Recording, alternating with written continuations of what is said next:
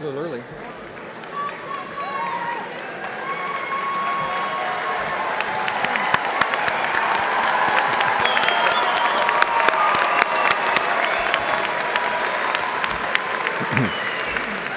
Please be seated.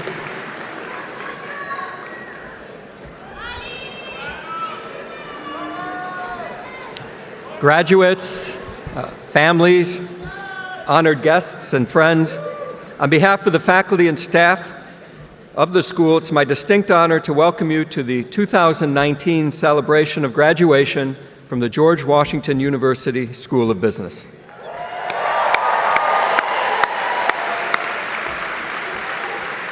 I am Leo Morrison, the Associate Dean for Undergraduate Programs and the Marshal of this ceremony. Today we honor more than 400 undergraduate students who will all stand before you at the end of this celebration as graduates of one of the most elite universities in the country. My first duty as Marshal is to ask you all to please silence your phones for the duration of this ceremony. Thank you. Now, to begin the ceremony, I'd like to introduce our student vocalist, Isabel Rose Bellino. Ms. Bellino is graduating with a Bachelor of Business Administration in Business Analytics and Marketing and a minor in Music as a Corcoran Scholar.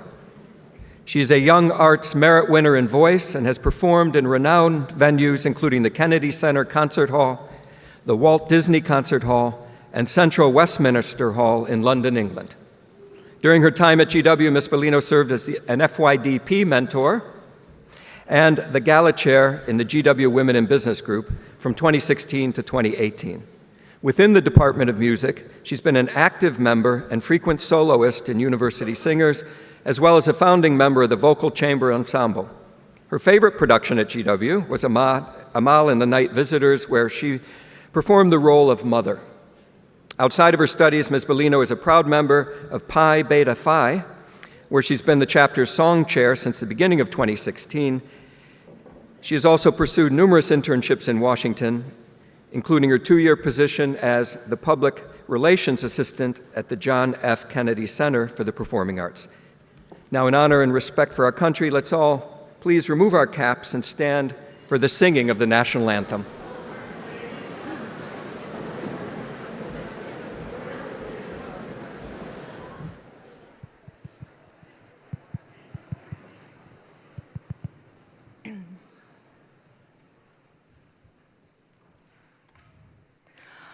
Oh, say, can you see by the dawn's early light what so proudly we hailed at the twilight's last gleaming, whose broad stripes and bright stars through the perilous fight o'er the ramparts we watched were so gallantly streaming, and the rockets' red glare, the bombs bursting in air, gave proof through the night that our flag was still there. Oh, say does that star-spangled banner yet wave o'er the land of the free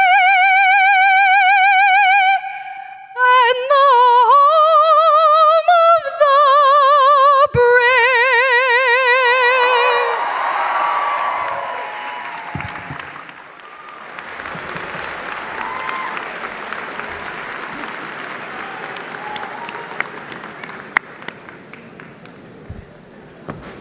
Thank you, Isabel. That was great. I now have the pleasure of introducing our student speaker, Mitchell Ortel.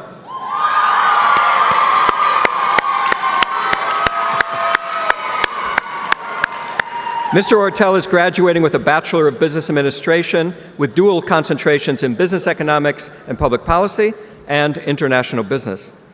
As a sophomore, Mr. Ortel started his own music education program at an after-school center in Washington, D.C. Earlier this year, he led a group of 50 GW students on a service trip to New Orleans in collaboration with Habitat for Humanity. Throughout his college career, inspired by his interest in public service, Mr. Ortel interned in Congress for Maryland Senator Ben Cardin and House Majority Leader Steny Hoyer. Additionally, Mitchell spent a summer working for PricewaterhouseCoopers. Mr. Ortel grew up on the eastern shore of Maryland. While at school, he spent many weekends working at his family's seafood restaurant, Harris Crab House, to help pay tuition. He started working there at 13 and learned to posture his life around the question, how can I help you today? After graduation, Mr. Ortel plans to spend 2 years as an elementary school teacher in Baltimore before starting a career in management consulting. Please welcome Mitchell Ortel, our 2019 undergraduate student speaker. Thanks so much.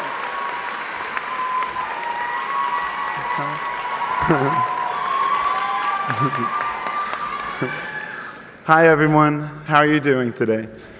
My name is Mitchell Ortel, and when I was 18, I didn't think, and I was moving into Thurston right down the street, I didn't think that I would be the one up here speaking today.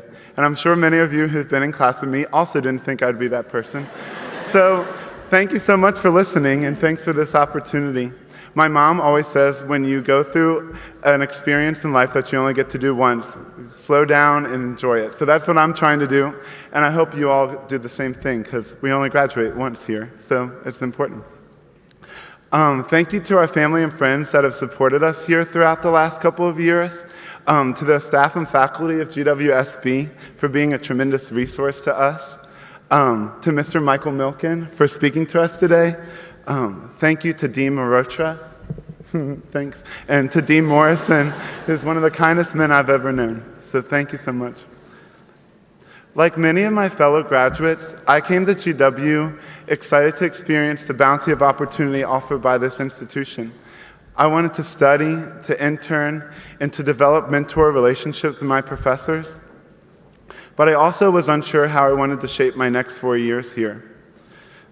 I began taking classes in subjects that were new to me, like microeconomics and age of globalization.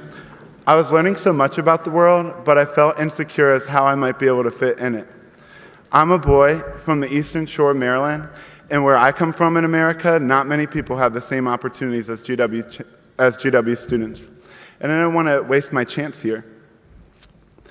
In reflection of our commencement, I wanted to talk about one of the earliest lessons we've had in our first-year development program, how to build a resume. Do y'all remember that?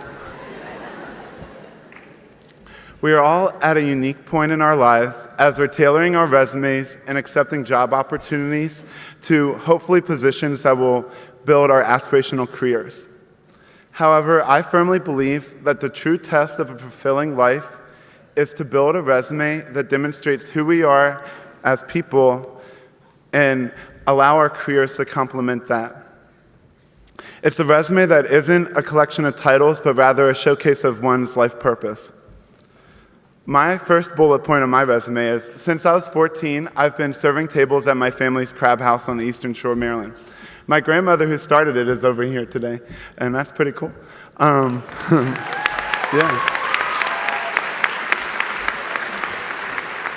I've always been taught to ask, how can I help you today? And so far, posturing my full life around that question has brought me much clarity throughout my academic and my professional pursuits.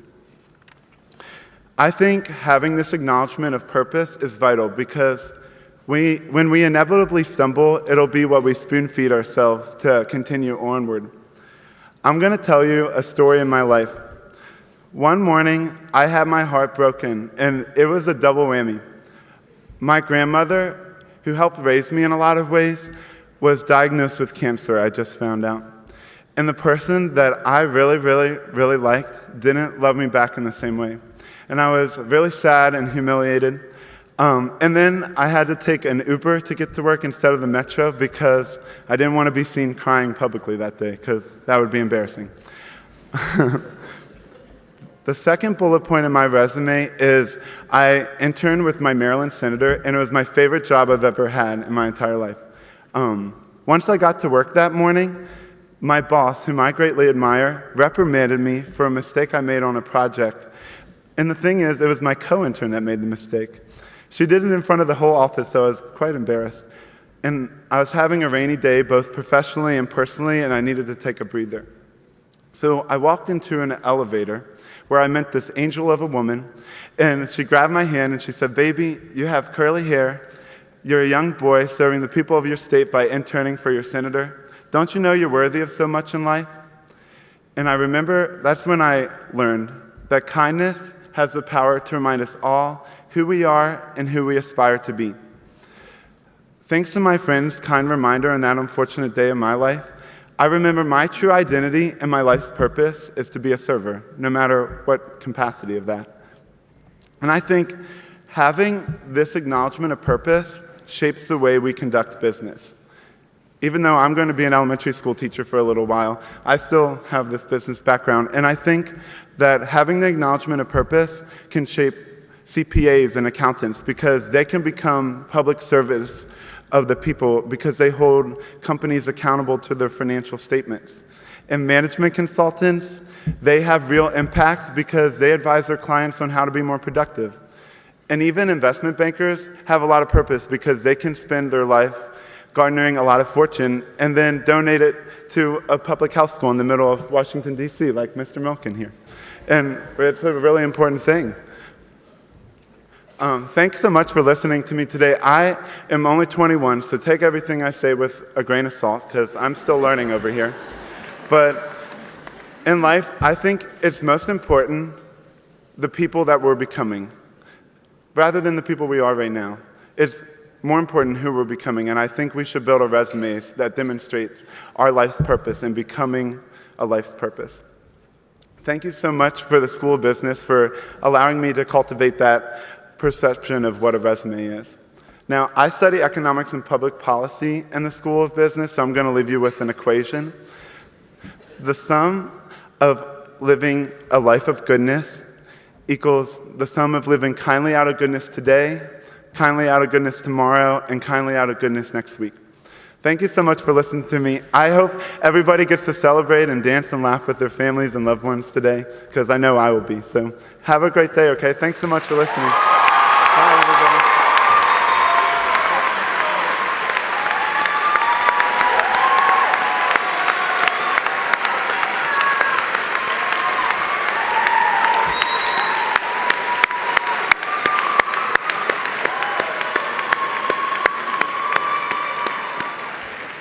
Thank you for that great speech, Mitchell.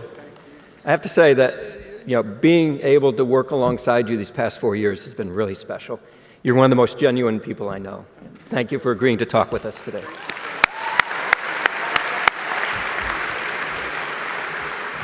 I now have the pleasure of introducing the Dean of the school, Dr. Anuj Mehrotra. Prior to coming to GWSB last July, Dr. Mehrotra was the Senior Vice Dean, the Vice Dean of Faculty Development and Research, the Leslie O. Barnes Scholar, and a Professor of Management Science at the University of Miami Business School. He also served as the school's interim dean, as Vice Dean of Graduate Business Programs and Executive Education, as Vice Dean for Faculty Affairs, and as the Chair of the Department of Management Science. Dr. Mehrotra's research interests are in large-scale organization and interdisciplinary applications. His research has been published in the top-tier academic journals, including Management Science, Mathematical Programming, Naval Research Logistics, and the Informs Journal on Computing. Dean Mehrotra received his doctoral degree in operations research from the Georgia Institute of Technology, his master's degree from Virginia Tech, and his bachelor's degree in mechanical engineering from the Birla Institute of Technology and Science in India. Ladies and gentlemen, please welcome Dean Anuj Mehrotra.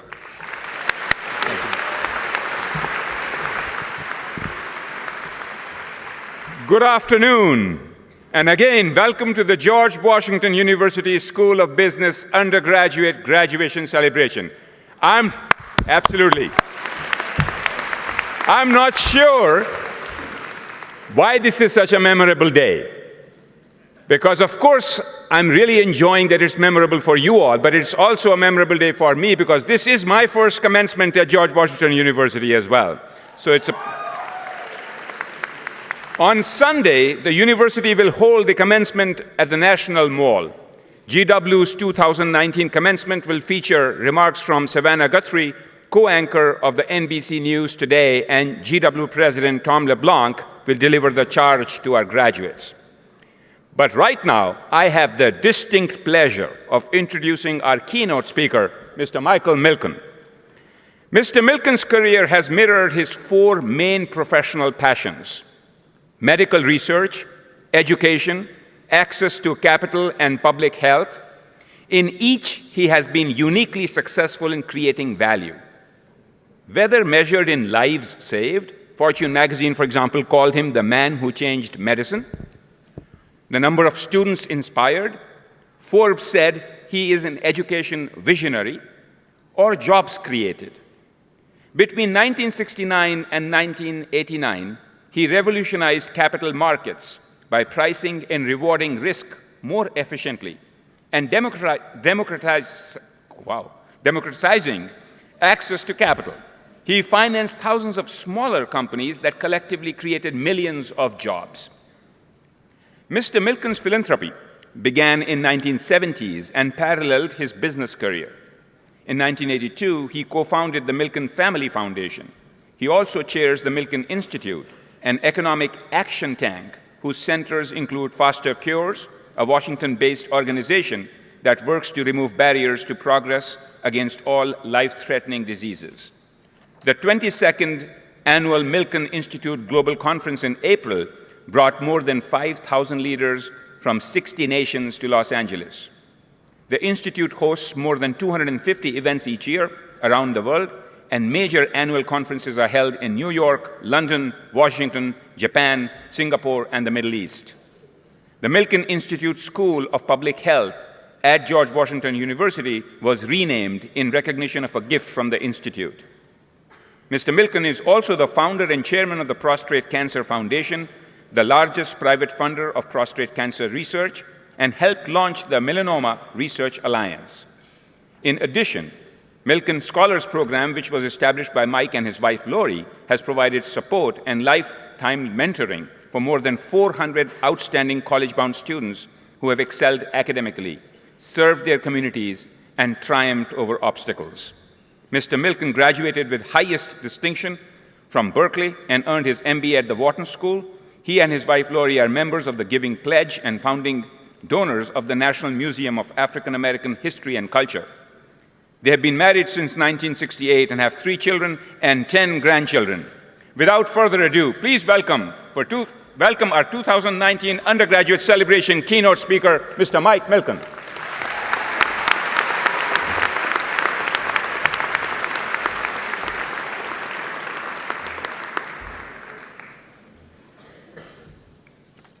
Well, it's an honor to be with you. Thank you, Dean.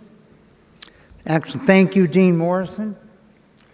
Welcome to parents, guests, and friends of the graduates, and congratulations to the fabulous 2019 GW graduating class.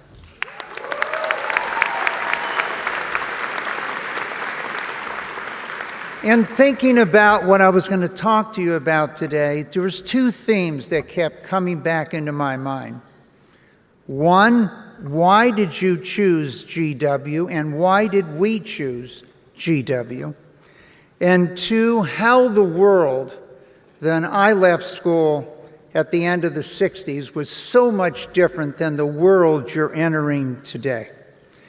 To find out why you chose GW, I spoke to a number of you, and many of you answered somewhat the same.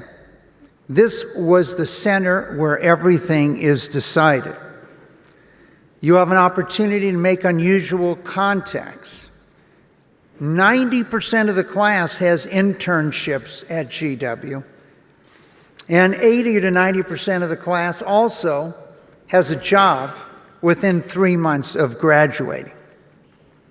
Your school started as a government school. You might not know that in 1928. The school was founded on an unusual idea at the time, and that was business and government might become partners in a national prosperity effort. The idea of business and government partnering. Our foundation chose GW for many similar reasons. If you're involved in medical research or public health, this is the center of the universe. Almost every institution, organization that's going to make a decision related to your future health, your family, is located within a few blocks of campus.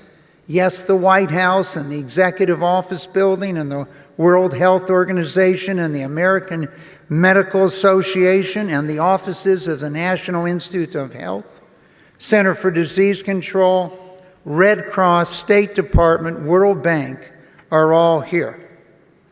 So it's only fair that you would ask me, why did I choose Berkeley to go to undergrad in the 60s? And why did I start as a math and science major? Why was I so confused instead of starting right away in business?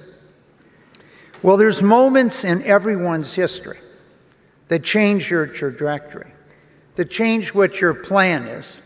People often say life gets in the way. Some of these are grand moments: graduating, getting a dream job, starting a family. But some of them are out of necessity. Some event occurred. For me, it was really an event that occurred in 1957. It was the middle of the Cold War. Yes, there was a Cold War between the Soviet Union 40, 50 years ago, as there appears to be brewing today. And Sputnik went up in 1957. This little ball went around the world. And this city was scared. The headlines were, people in America were scared as much as they were during Pearl Harbor. If you could send a little ball up around the world, you could drop a nuclear bomb on your school. And so, what did we learn how to do in elementary school? Duck and cover drills. Now, it was a difficult time for me because my teacher, Mrs. Friedman, was trying to convince me if I was under my desk when a nuclear bomb hit Hesby Street School, I would be safe. And if I wasn't, things could be terrible for me. So it took about a month of negotiation. I was 11, so I hadn't practiced my negotiating skills, and eventually we agreed. She would no longer try to convince me I'd be safe under my desk, and I would no longer disrupt the class. But what was conventional wisdom of the time? Conventional wisdom of the time is this was the greatest day for the Soviet Union. That communism was ahead in science, and this was their day in the sun. And quite often you see an announcement and you assume something's going to happen. But if you're a physics major, you know maybe quite the opposite is going to happen. So this day was not the greatest day in the history of the Soviet Union. This day was the first day in the end of the Soviet Union. It woke up the United States. And the United States formed DARPA, so the United States would never be behind in scientific research again. It formed NASA, so we'd be a leader in space and science. It was cool to be a mathematician, a physicist, engineer. And the country reoriented incentives for scholarships so that we produce more of this type of individual. The economy of the Soviet Union was about the size of Virginia and Maryland. And therefore, the Soviet Union could not compete with the United States. So it effectively, in many ways, it woke up a sleeping giant. And as many of you know, in a little more than a decade, the United States put a man on the moon. And 20 years later, when the Soviet Union could no longer meet the needs of its people and compete with the United States since its economy was so small. Eventually, the Berlin Wall came down and the world changed. Why Berkeley? It was the leader in science and physics, and I wanted to run the space program. Well, I had written this letter in 1957 to President Eisenhower. I don't know how many of you have written letters to the president. And I explained to the president I wanted to lead our space program. My qualifications, never missing a math or science problem, and I had been reading comic books since I was 5 years old and fully understood space travel. It was quite disappointing never to hear back from the president at that time. But on was my mission to go to Berkeley in science. But even those plans, as many of your plans today, some event occurs. For me, it was Los Angeles, 1965, August 11th. Los Angeles was on fire, and I was home in August. I didn't have to go to Vietnam to see armed personnel carriers on the street. Why was Los Angeles the city of dreams, the city of the entertainment industry, a city I grew up on fire at that point in time?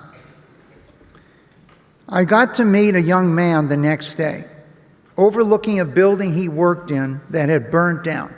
He was married. Now he had no job, a family, no savings, and a child. And it seemed to me this was an extremely irrational decision. What he told me that day changed my life forever. He told me he would not ever have access to capital because of his race. His father never had a chance to build a business because no one would loan him money because he was an African American.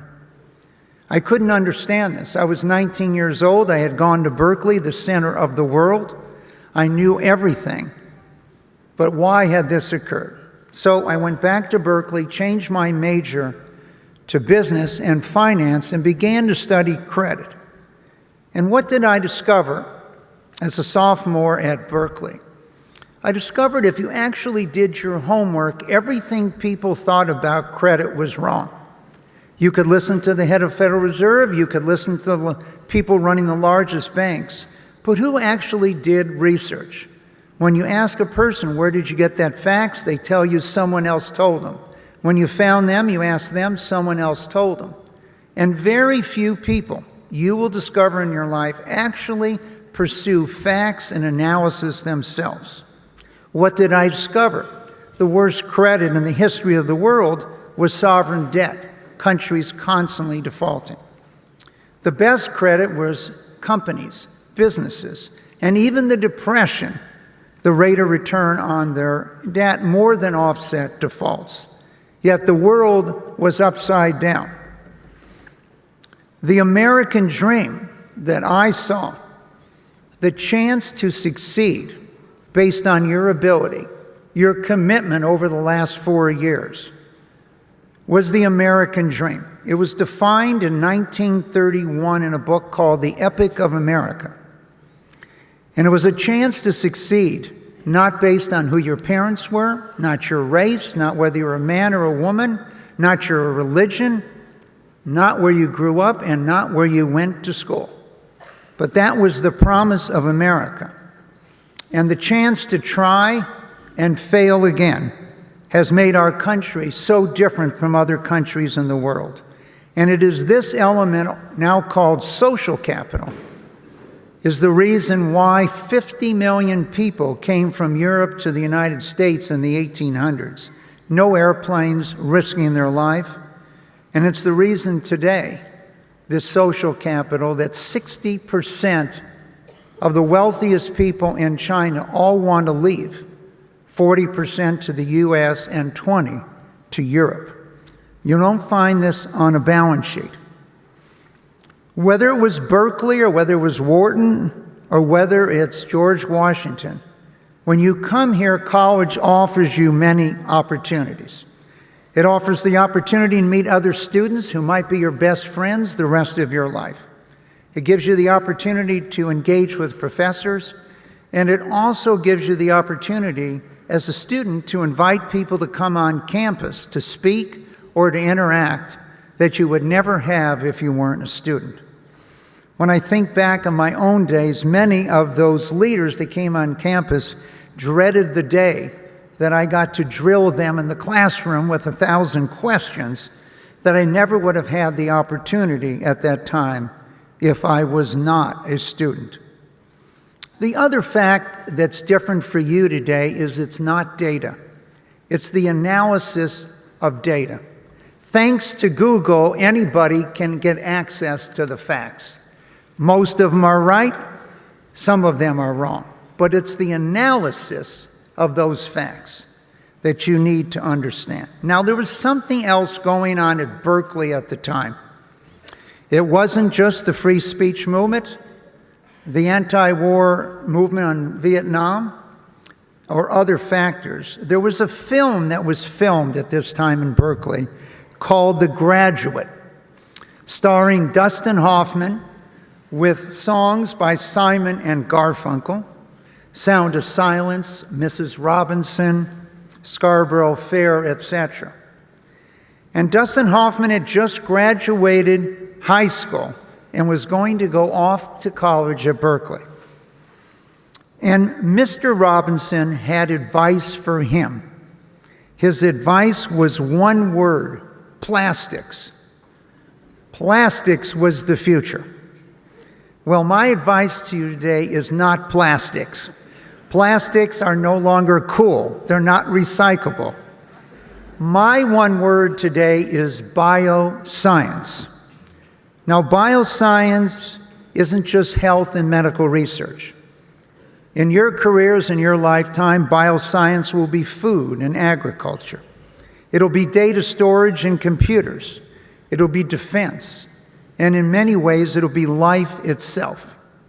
The files are so large, it took an evolution of increasing speeds 1,000,000-fold before we could focus on what bioscience can bring us today. So let's quickly look at 4 areas of how my world was so much different than yours. Financial markets bears no comparison today to the world that I left in. The democratization of capital, 10 people deciding which companies could grow and which companies could fail. Today, there's 10,000 of them. There's an abundance of capital and opportunity at that point in time. And so today, the question is, can you generate a rate of return? In the 60s, anyone supposedly could generate a 12% rate of return, doubling your money in 6 years. Today, if you can find investments that will give you 6%, someone will give you $1 trillion to manage today. In Japan today, there's 17 trillion deposited by the citizens at a minus rate of return. So you hear a lot in your studies about savings, but it isn't the amount of savings, it's the rate of return on savings. And folklore will tell you that when Einstein was asked what was the most powerful force in the world, he didn't answer EMC squared. He answered compound interest. So obviously he was not doing that well on his investments at the time to make that answer. So when you think about my period of time, it was a period of time of newspapers. Today it's social media. And in the end of the 1960s, the most powerful person, and often the wealthiest in a community, was the person that owned the newspaper. Today, the person that owns a newspaper is generally the poorest person in the community. At the end of the 60s, it was the phone call. Today, it's text. It was taxis. Today, it's shared economy. It was short retirements. When Social Security started, life expectancy was 6 months longer than when you started. Today, it's longevity. And many, many thanks for the fact that 60 is the new 40. I really appreciate that. And soon, now that 80 is the new 60, I'll even appreciate that more. But this isn't just words. Today, the probability of a 72-year-old man dying in the United States in the next year is the same as it was for a 55-year-old man in the 1960s, 17 years. And when you think about the other things, expensive film and photo, today it's free digital. One lifetime employment, today it's just different gigs. It was bricks and mortars, today it's online retail. And when I first went to the financial community in Wall Street, most people didn't want to listen to a person under 30. They didn't have experience. Today, we're in search for people like you under 30 who understand the world today. And as we think about an industry, one that might surprise you, among many I had an opportunity to work in, the hardest to finance at all was mobile and cellular telephones in the beginning of the 1980s. So you could say today, sounds like it'd be pretty easy to do that. Well, the person that invented the technology for the cell phone was AT&T. And they decided in 1979 not to go in the business because the estimate was by the year 2000, there'd be 1 million users on the planet paying $1,000 a year. It would be $1 billion market, and it was too small for AT&T to participate in. It was delayed by a number of years when we tried this example, and these cell phones used to be very, very heavy. And I'm going to make sure I don't talk too long, because when we introduced the cell phone, we had a young woman holding the cell phone, and the president was talking so long of the company that she started to perspire, her hand was shaking, and eventually dropped that she couldn't hold her cell phone. It was too much in weight. It delayed our financing for 2 years. But I had seen Captain Kirk tell Scotty to beam him up, and I was a true believer that communications would be where you were, not where your phone is. And this happened to me with my daughter. I was trying to explain to my daughter how cool James Bond is. He's like the coolest guy in the world.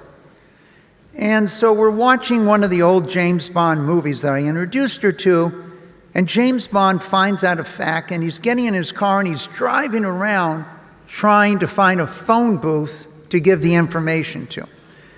My daughter says, "This is the lamest guy I've ever seen." He doesn't even have a cell phone, walks out of the room, and hasn't seen a James Bond movie since.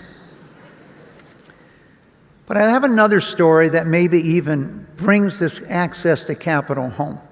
It wasn't too far from here, 30 years ago at the Russian embassy. I am there with Gorbachev, Dr. Hammer from Occidental Petroleum, and the commissar in charge of industry. And they decided that because the country is so strong in science, they want to go into venture capital. So their first idea was water. They had seen bottled water, Evian at the time, and all this frozen ice and pure water in Siberia. I was trying to think when I was going to break the news to him that Chernobyl had happened a couple years before, and I wasn't sure the world was ready for Russian water. So eventually I said to him, well, you have to build a brand and let's start someplace else. But the most telling issue occurred when he told me because of their strength in biology, chemistry, physics, mathematics, and so on, they could be a leader in venture capital. So I listened for about 20 minutes, and then I told him, are you aware that half the companies don't make it? That maybe as much as 60% of them fail. And without waiting 1 second, he told me, no problem, we'll just put them in jail. So I now was at a crossroads. I had to figure out that he wasn't quite ready for venture capital. Technology. There are 4 things you can remember about technology. 1, it's going to change the world and everything you know. 2, the cost of data storage is going to zero, and you can store everything in the world on a strand of DNA. The ability to communicate with anyone in the world, computers are 1,000,000 times faster and will get 1,000,000 times faster again. And the cost of data storage is 1/1000th on its way to zero, and the cost of communication is going to zero. Every company that did not embrace that, and if you don't embrace it in the future, you will have many challenges. If I asked you, what is the most valuable real estate in the world? Is it right here at GW in the middle of Washington, D.C.? Is it in the middle of New York? Is it in Tokyo? Where might it be? Many cities have claimed that. But the most valuable real estate in the world generally ends in .com. Everyone in the world can interact with you while they're in their pajamas and come and visit you. And if you think of a company in recent years that didn't get it right, Blockbuster, they thought that 7,000 stores was power. Power was the internet and Netflix.com and the ability to communicate. And at the end of the day, Blockbuster was worth absolutely zero. Bioscience. The sequencing of the human genome. It took 13 years and over $3 billion.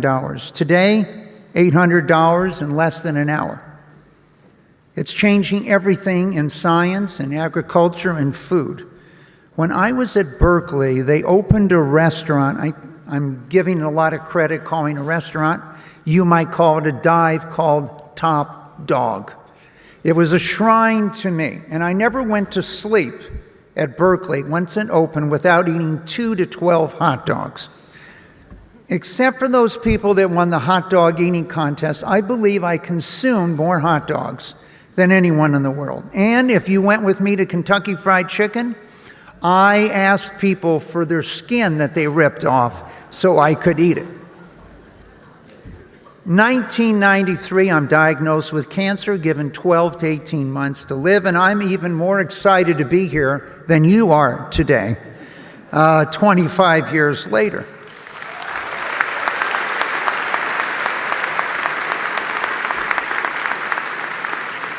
But what do we know? What was I going to do? I had lost 10 relatives, and one of the things I had concluded was none of my relatives changed their diet. So for 2 years, I did not eat anything except fresh fruits and vegetables. People said, prove it, but you can't. Today, you can. You can sequence your genome. You can find out what you put in your body and what the effect is. We know as you increase sugar, you decrease the length of your life. And if you drink 2 soft drinks a day, you shorten your life by 4.5 years today. And Elizabeth Blackburn won a Nobel Prize for that. And so the focus of attention that was so important that there could be a combination of relationship between the quality and length of your life and what you ate and drink, you couldn't prove. Today you can. And that's why you see companies such as Beyond Meat and thousands of other new companies flourishing that will change not only human beings, but will change our planet and the environment because of that. Demographics. What are the demographics affecting your life? 1, ethnic changes in America since I graduated college. Today, there's numerous states where only 25% of the children are of European ancestry. Asia and Latin America are the homes of what will be the majority of people in the United States. Almost 25% of your class is of Asian ancestry, both not U.S. citizens, but it is changing, and the United States, this unbelievable country, will probably be the first country in the history of the world to change its face peacefully. Second, happy days. Families, traditional families, children. 1970, Earth Day. The whole theme was the population bomb. We're all going to die from excess population. That was the world. Today, the world is disappearing children. The United Nations is projecting a 4 billion increase in population. That won't happen, but no increase in children. Birth rates in the United States from the peak have fallen 70%. Every single major country in the world in population except 2 is now below replacement. Even Iran has gone from 6.3 to 1.6 children. And the only 2 countries that are above replacement, which is 2.1, are India, which is now at 2.1 and dropping, and Pakistan at 3.5, and the one that still has the highest birth rate, Nigeria, from that standpoint. Lastly, I want to point out that there's going to be so many changes in your world. And this opportunity for the American dream. I don't have to tell you, you can read the headlines today. So many young people feel their life is not going to be as good as their parents. 76% of Americans today under 30 feel their life's not going to be. 51% of young people think socialism or communism might be better than a free enterprise system. We have to make sure that the American dream is alive and well for everyone. And what you've learned the last 4 years, hopefully, will put you in that position. When asked, what is the American dream in a recent study, number 1 answer was freedom. 86% said to be able to live in freedom. Number 2 was to be able to raise a family. The lowest was personal wealth, protection of the middle class, equal opportunities of all. You're coming to age during a period of rapid change far more than I experienced. As you see the world differently, think about it versus 50 years from now. Imagine what it'll be like when you're delivering your commencement address at GW to the students. Proust pointed out that the real voyage of discovery is not in seeing new landscapes, but in seeing new eyes, seeing the world differently. Most people don't have the ability or don't take the time to see the world through someone else's eyes. And the other thing you can do is travel. If you want to see the future of banking, travel to Kenya, and you can see what banking will look like in the future in the United States.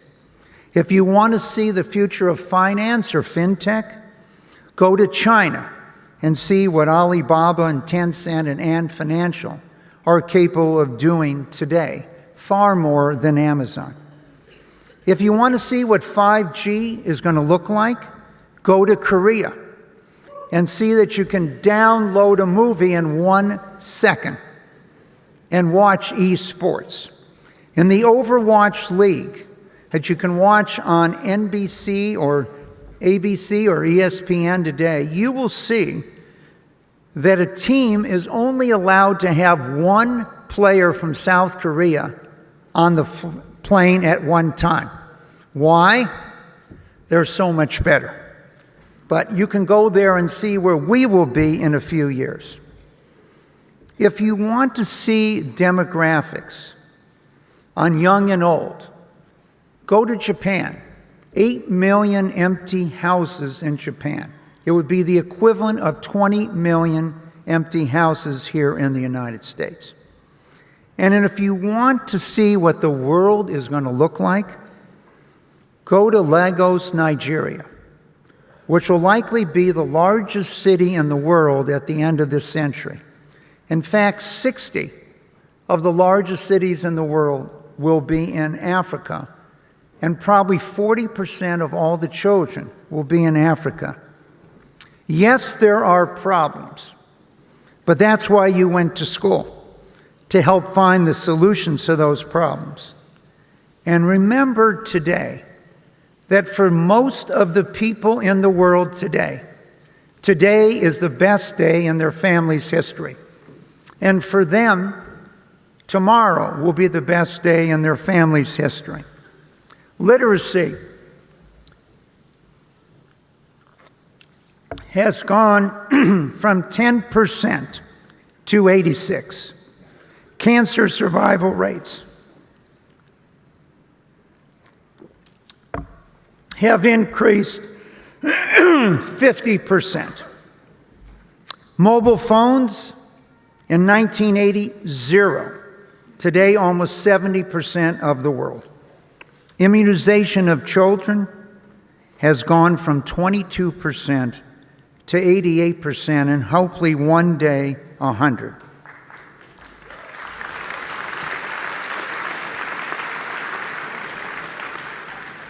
In closing, I want to ask you one question. Why do you think Shakespeare is more popular today than he was more than 400 years ago? He wrote about real life and real people, and you will interact with real life and real people.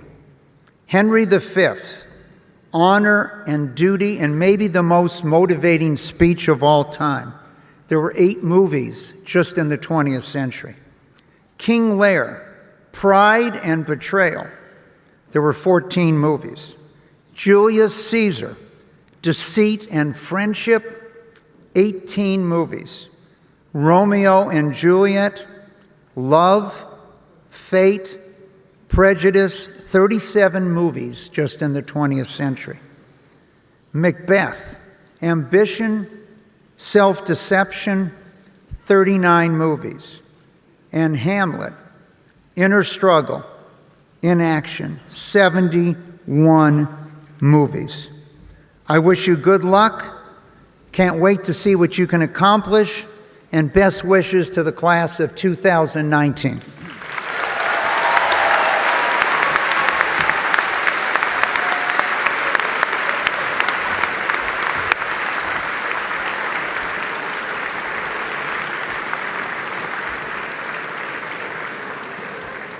Thank you, Mr. Milken.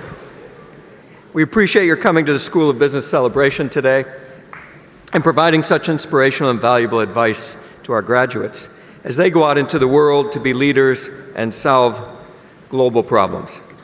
Now, at this time, I want to take a moment to recognize our special honorees today. Several weeks ago, a group of students were inducted into Beta Gamma Sigma, an honor society for top 10% of graduating students in AACSB accredited business schools.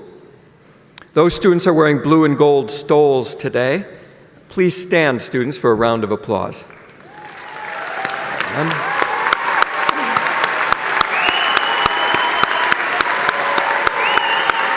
Thank you.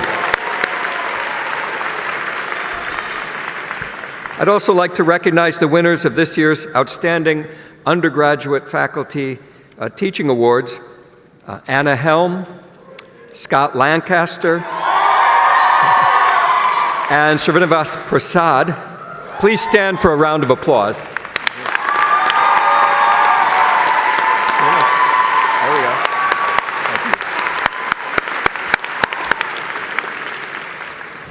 Now it is an honor to present the candidates.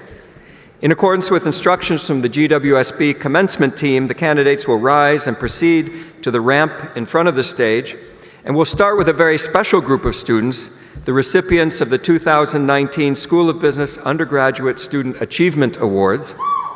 This information can be found beginning on page 9 of the program booklet. Our award winners are wearing blue and gold cords.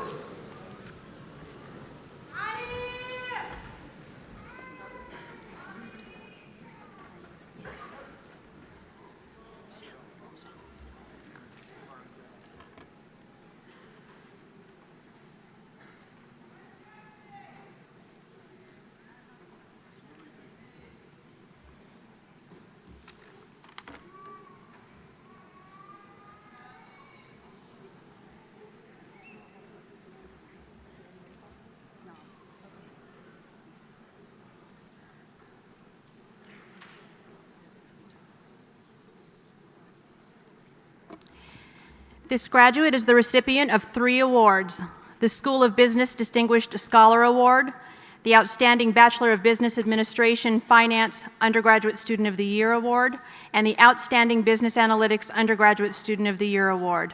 Rebecca Lynn Nettler, Bachelor of Business Administration. This graduate is the recipient of 2 awards: the Outstanding Real Estate Undergraduate Student of the Year and the School of Business Outstanding Achievement Award. Paige Stokels, Bachelor of Business Administration.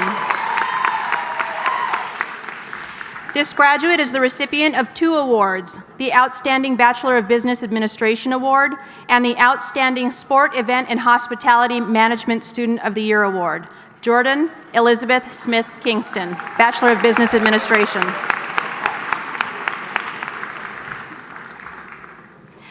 This graduate is the recipient of 2 awards: the John Henry Cowles Prize and the Outstanding Business Economics and Public Policy Undergraduate Student of the Year. Miranda L. Simon, Bachelor of Business Administration. This graduate is the recipient of 2 awards: the Delta Sigma Pi Award and the George Washington University Center for International Business Education and Research International Business Award. Deanna Adelaide Stevenson, Bachelor of Business Administration. The Outstanding Bachelor of Accountancy Undergraduate Student of the Year, Julianne Lynn Gerentano, Bachelor of Accountancy. The Outstanding Bachelor of Business Administration in Accountancy Undergraduate Student of the Year, Cindy Gu, Bachelor of Business Administration degree. The Outstanding Bachelor of Science in Finance Undergraduate Student Award, Nathaniel Schaefer Shembor, Bachelor of Science degree. The Outstanding Innovation in Entrepreneurship Student of the Year, Gabriela Loverde, Bachelor of Business Administration. The Outstanding International Business Student of the Year, Justin Dembowski, Bachelor of Business Administration. The Outstanding Marketing Student of the Year, Connor James Rosenberg, Bachelor of Business Administration. The recipient of the Feinstein Sports Management Award, Ryan Delaney, Bachelor of Business Administration. The candidates for the Bachelor of Accountancy degree: Atticus Rex, Ying Wu, Xin Ying He, Qing Yi Lu Wo, Nicholas Sebastian Soleil, Sawyer J. Bilton, Alexandra Ignotava, Alana Ruth Gross,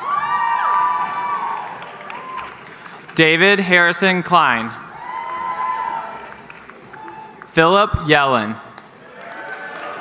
Joshua David Weinstein, Sarah Bethany Devoteau, Sarah Elena Rush, Morgan Paige Hyman, Victoria Christina Abril, Amber Bramucci, Kira Nicole Murphy, Rachel Klein, Megan Jean Glenn, Milana Haraza, Ji-Hook Kang, Ji Young Shin, Bailey Elizabeth Shanley, Amanda Morley,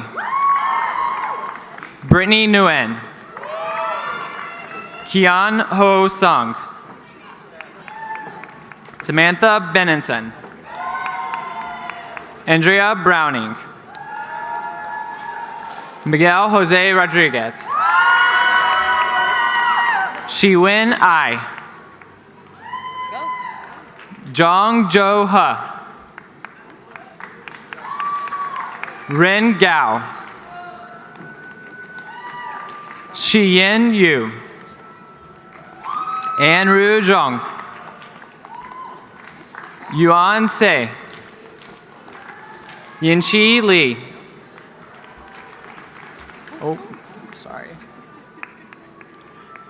Quan Huang. Savannah Dawson St. Pedro. Cameron Holder. Max Aaron Nesser. Jesse Frank Robinson. Lauren Anderson. Aya Yakimatsu. Yurina Harada. Emily Joy Martin. Alexis Curry. Sejal Mehta. Justin Alexander Thompson. The candidates for the Bachelor of Business Administration: Jai Lee, Runlin Fu, Muang Huan Shu, Xishuan Wang, Guan Quinn Fong, Alyssa Yang, Brandon Sherman, Nathaniel Simon Gordon, Yifan Ruan, Gayela Gasana, L. Smith Burbank, Evangelina Leventis, Amer El Ayaser, Uditya Serkri, Maridro Kapoor, Shub Shahani, Mohammed Abu Mati, Mohammed Ismail, Ali Hisham Shita, Abdullah El Gohari, Chinorim Achiliki, Camille Sereblai, Chanel Olmo, Brandon Armand Adams Gray, Remy Roberts, Ethan Patrick Tate, Ryan Robinson, Carly Berryman, Elizabeth Grondin, Connor Lairmore, Bingen Lin, Jeffrey John Dixon, Mubarak Nasser Al-Hababi, Ahmed Kalfan Al-Dahari, Syed Almay Amay, Fayed Al-Motowa, Mohammed Al-Amin, Chizuru Uku, Taylor Doan Garland, Mitchell Ortel, Isabel Rose Bellino, Eleanor Perry, Ashley Kim, Mustafid Mohammed Fahmy, Elena Hoffman, Robin Tehe Kim, Margot Leborgua, Oyen Zimoilo, Tommy Wolst, Gabrielle Rose, Mark Hendrick Verway, Christian Bowen, Rafael Fernanda Sosa Aspirura, Carlos Abitbal Levy, Michael Andrew Turkle, Josefina Londono, Lucia Sanchez, Lara Azevedo, Maria Teresa Safi Miguel, Nathan William McElveen, Matthew Thomas Tebow, Sydney Emma Sussman, Kate Van Horn, Margaret Elizabeth Glick, Christian Cole Klein, Elena Christina Gualda, Isabella Rebecca Perisper, Quinn Taylor Ann O'Brien, Sophia M. Pavin.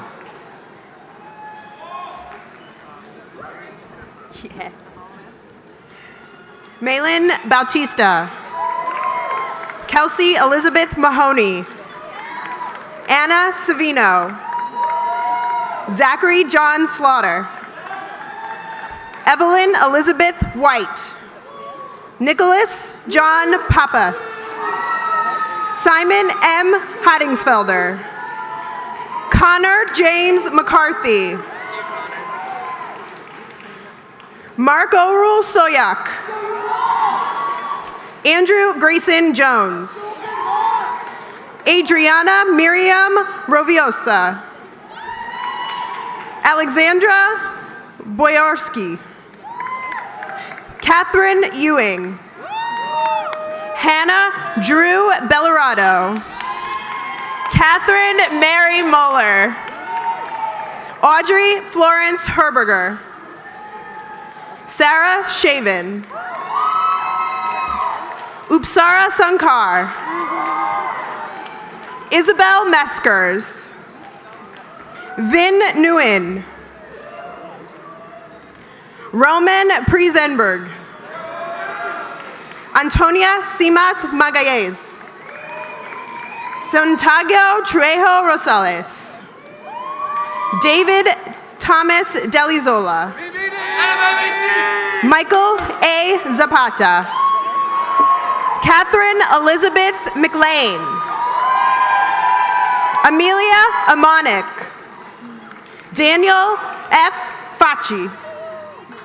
Preston Cole Gittleson. Marina Bombo. William Ackerman. Fabiana Mia Tarsi. Brewster M. Sloan. James Raymond O'Connor. Adam P. Blanks. Matthew Rufino Purisima Rosal. Dana Francis Weintraub. Anna Strutzi. Noof Khalid Agithami. Haya Alwatbun. Rima Mohammed Alhouse. Lujane Alfazi. Cap Warner Wiedenhofer. Benita Walia. Ansia Soraya. Han Chuin Wong.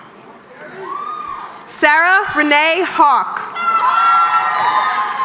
Eric Kanagai. Stephanie Pino Licciardi. Nathan Lee Johnson.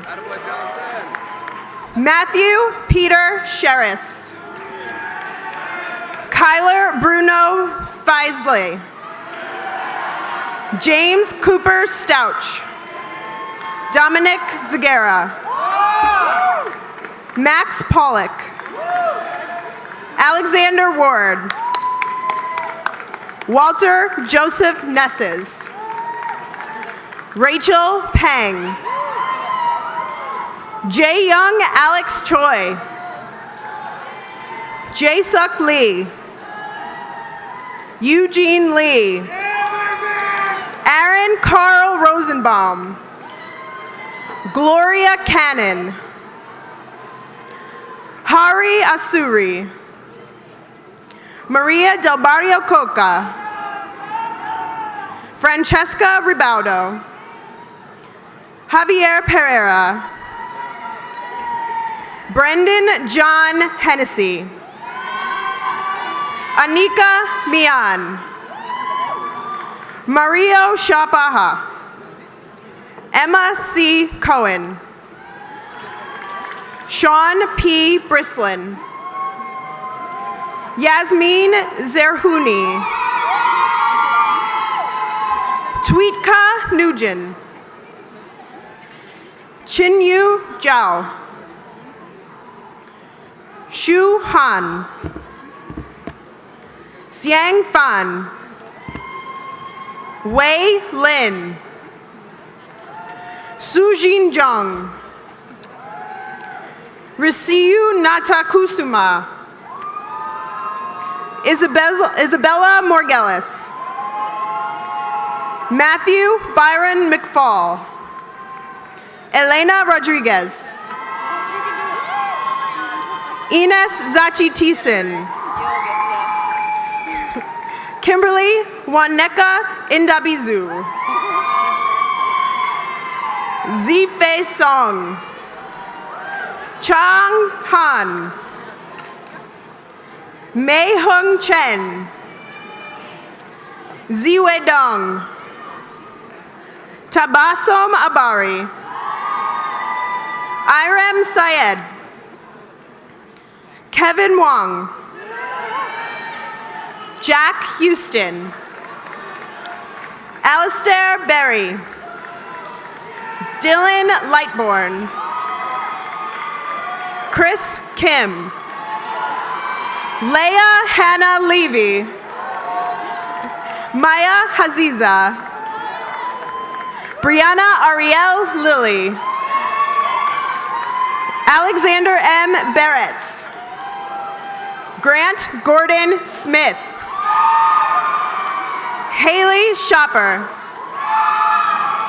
Shukri Deary. Joelle Brianna Jackson. Danielle Benjamin. Madeline Alice Lyons. Miranda Holizna. Logan Lowe. Cassidy Ann Michael.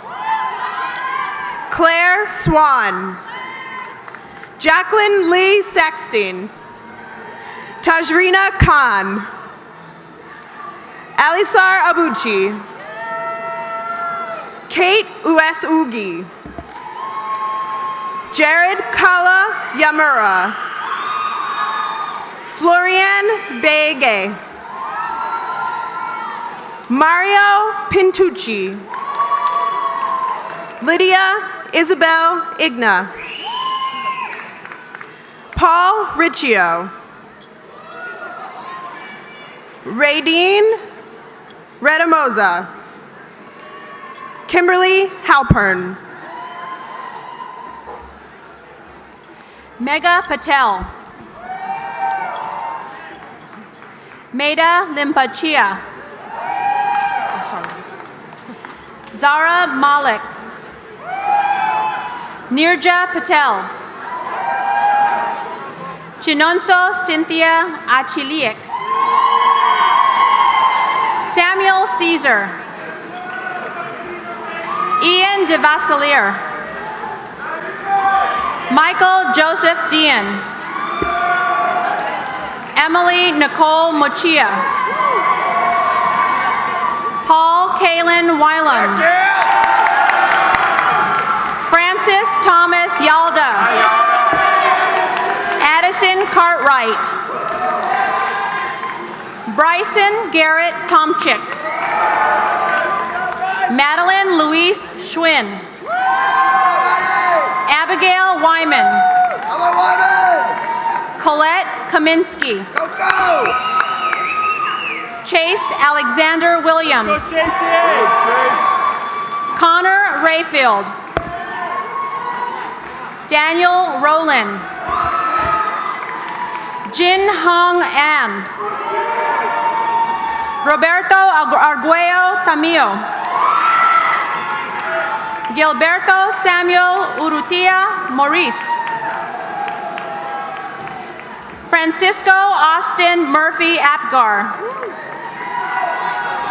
Luke James Wheeler. Zachary Graham. Ophir Hadari. Jordan Daniel Yashari. Adam Norman Frank. Joshua David Lieberman. Christopher Arnold Spelker. Simon Abergel. Solomon James Abrams. Joshwin Huang. Chung Yen. Lin Shu. Zhao Shi Guo, Tao Hu, Jen Wang, Yoxiang Wang, Darren Poon, Chi Liu, Jia Nia, Juanru Li, Daniel Kim,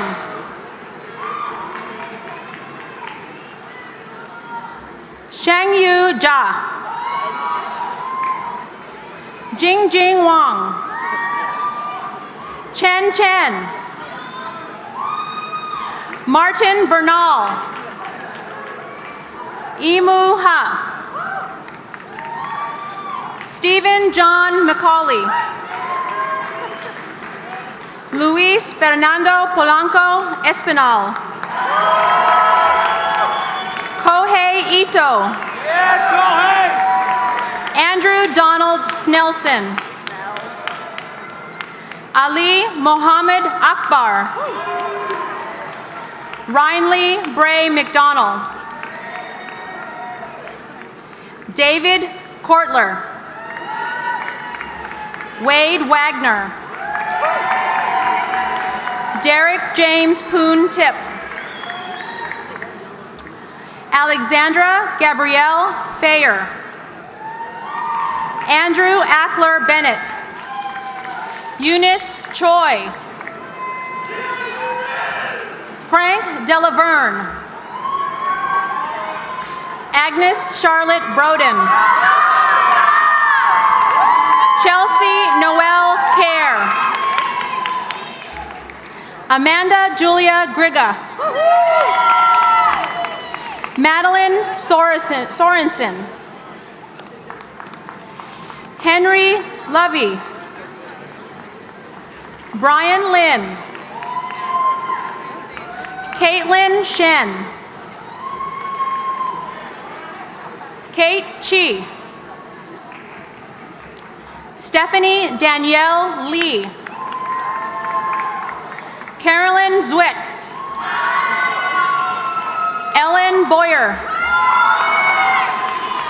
Adam Douglas Firestone, Sarah Catherine Gregg, Ross Kessler, Ross Reifman, Monica Cormack, Andrew Elon Nimrudi, Mark Trupiano, Alejandro Cervantes, Leonid Leshnin, Wei Tao Huang, Joshua Ramirez Amurao, Greg Lagarda, Jingwen Chu, Yu Ka Pan, Pei Pei Gao, Zachien Zhang, Gabrielle Ann White, Lexi Flegel, Chloe Mann, Dakota Cinder, Alexander Knoll, Isla Mariah Coles, Mahmoud Boyjanov, Juliana Yi, Teresa Gillis, Mustafa Gasletwala, Shadan Samani, Sagar Shah, Mira Manoj Gitia, Olivia Jean Heidi, Matthew Santos, Dylan Clark Talley, Sarina Kapoor. Pragati Walia. Rachel Elizabeth McKinney. McLean Robert Bassett. Abigail Victoria Sledge. Joseph Abrahim Gaderi. Peter M. Bracha. Devika Singh. Julia Eleni Rondos.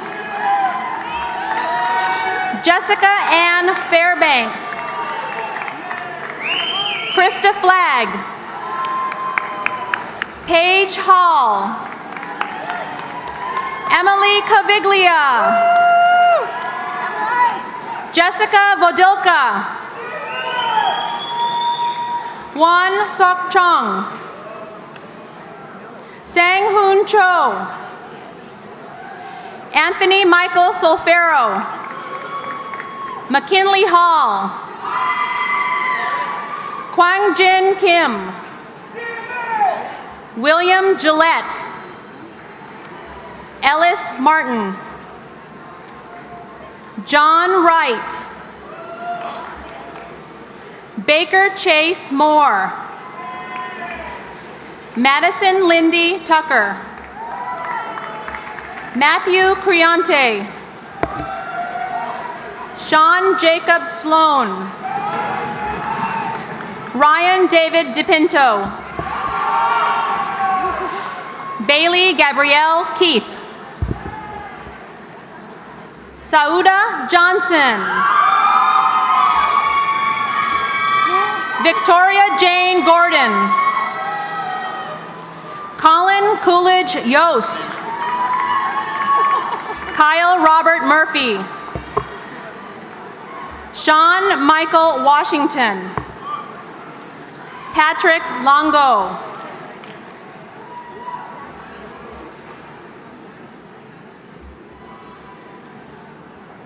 The candidates for the Bachelor of Science degree: Massimiliano Vinci. Rohan Shah. Claire Ford Gray. Catherine Jane Marty. Patrick John Monahan. Lucy Freeman. James Nicholas Carbone. Michael Nicholas Badiato. Jeffrey Raymond Commons. Chen Zhong Liang. Ray Bo Wei. Layston Badham.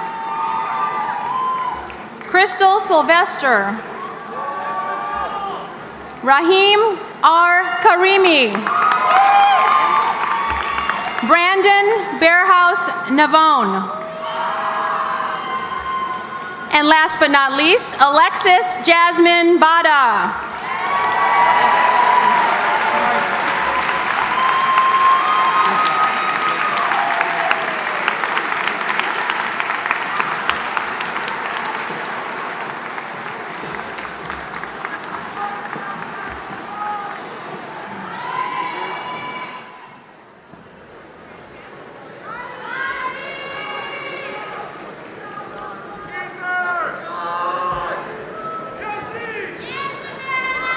Ready? Okay.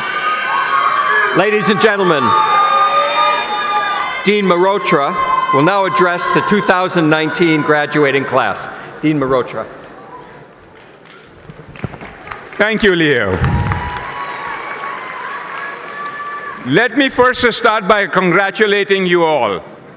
Graduates, now you can turn your cap to go take this tassel from the right to the left-hand side.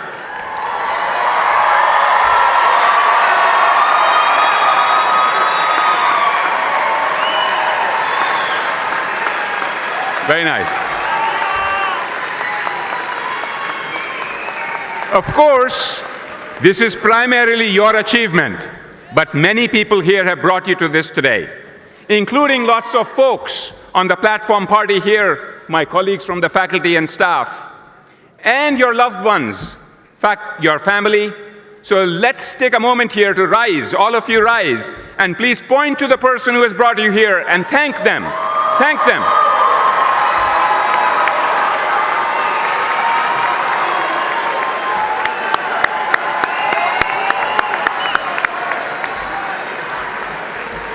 Thank you.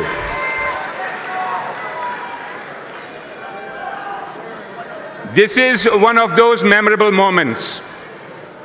This is one of the last times that you will be getting together as a group in one place. This is also the last time you will be thinking about who was your commencement speaker and what did you gain. What a wonderful, wonderful, inspiring commencement speeches today. Very thought-provoking and inspiring. Thank you. Thank you both, Michelle and Mike.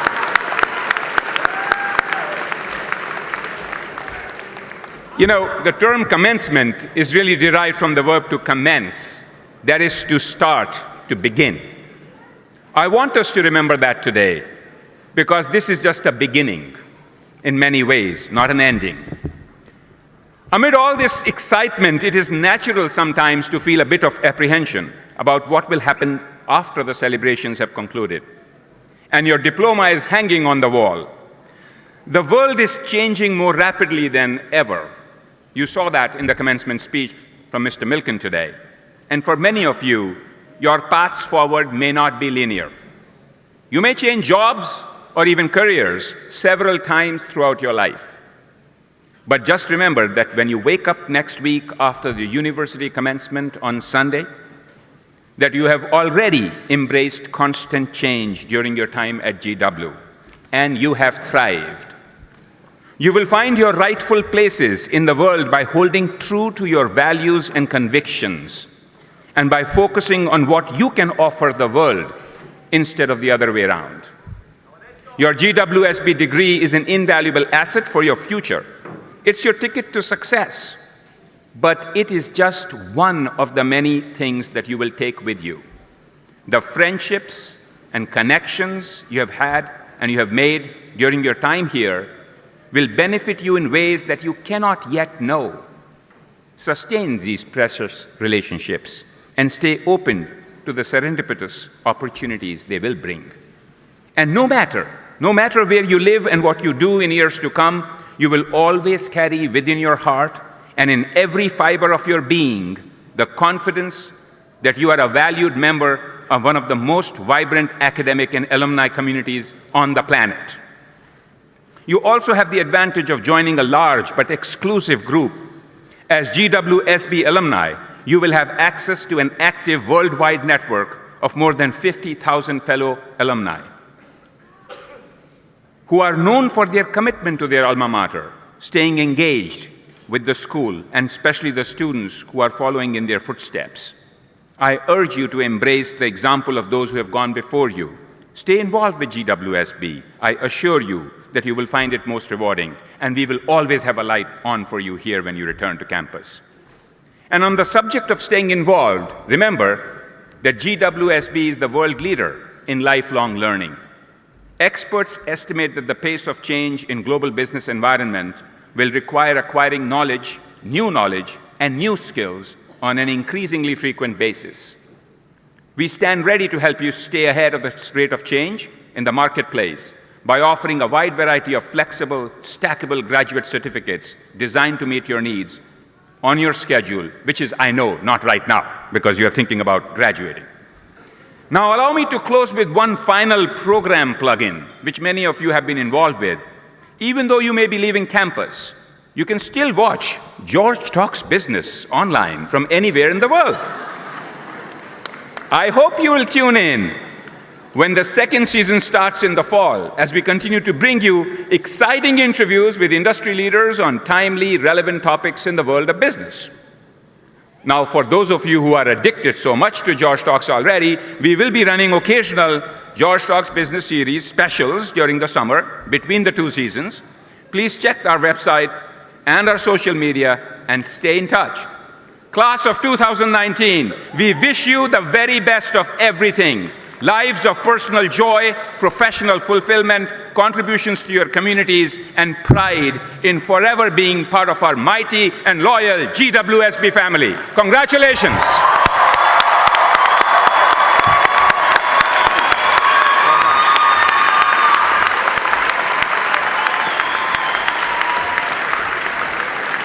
Thank you, Dean Morocha. Now, we're almost at the end of the celebration, but I don't want it to end quietly. As I read the names of the different degrees, I'd like those students to stand up and make some noise. And this is your day, your celebration, and then please remain standing. So we'll start, of course, with the Bachelor of Accountancy program. Standing. Well, how about the Bachelor of Business Administration?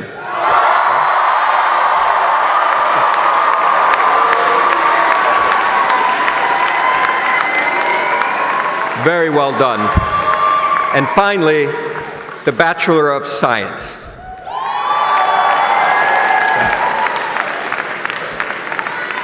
So again, please remain standing as the ceremony concludes with the singing of the alma mater, found in the back cover of your program, and it will be led by our commencement singer, Isabel Bellino. Isabel.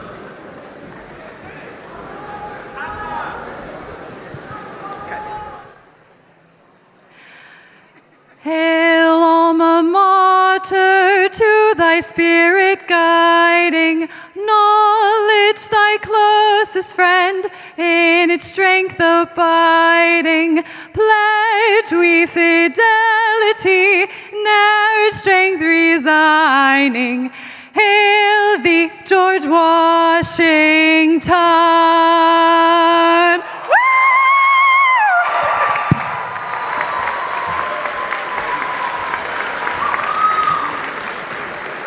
Thank you, Isabel.